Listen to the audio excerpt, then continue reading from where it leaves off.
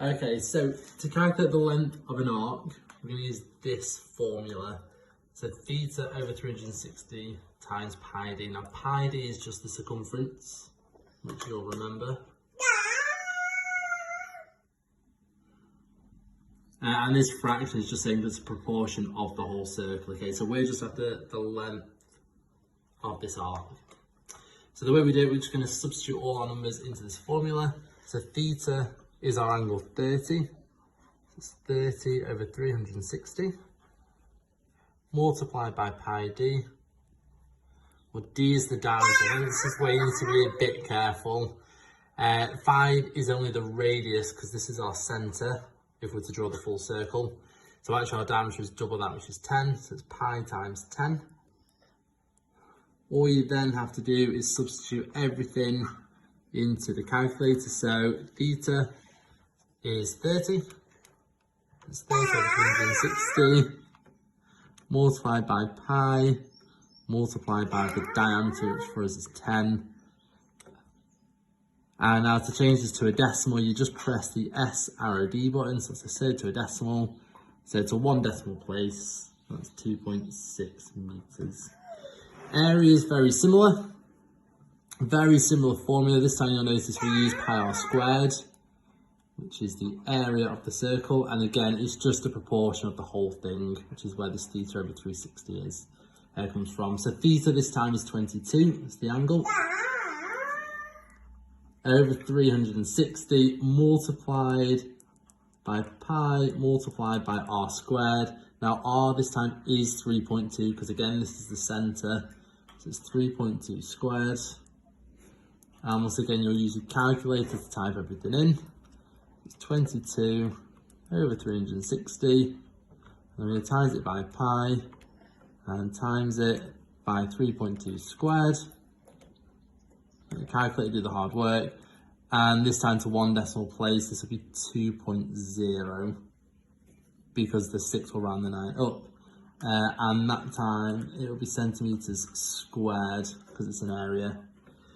Now the only other questions you might get asked are the reverse. So this time we're asked to calculate theta. Well, we use the formula, so it's theta over 360 multiplied by, now we've got the length of an arc here, so it's pi d. That is equal to the length of the arc. And again, I'm going to substitute everything in. Now theta we don't know, so I'm going to leave that as theta. I'm going to times it by pi d, so it's pi times 18, because that's the diameter. And that will be equal to the length of my arc, which is 6.3.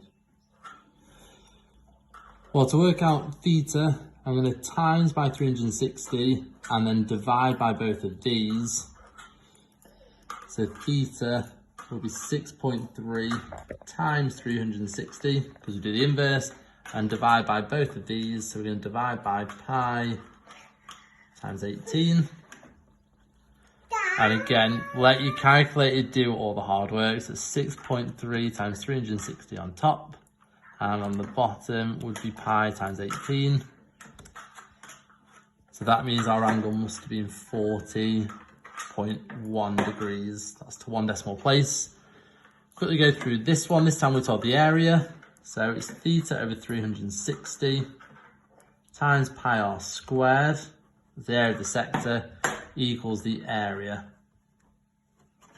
of the sector. Again, I'm going to substitute everything in. We don't know theta. So it's times pi. Radius is 8. And the area is 18.4. Again, to rearrange, I'm going to times by 360 and divide through by these. So theta will be 18.4 times by 360. And then divide by pi times 8 squared.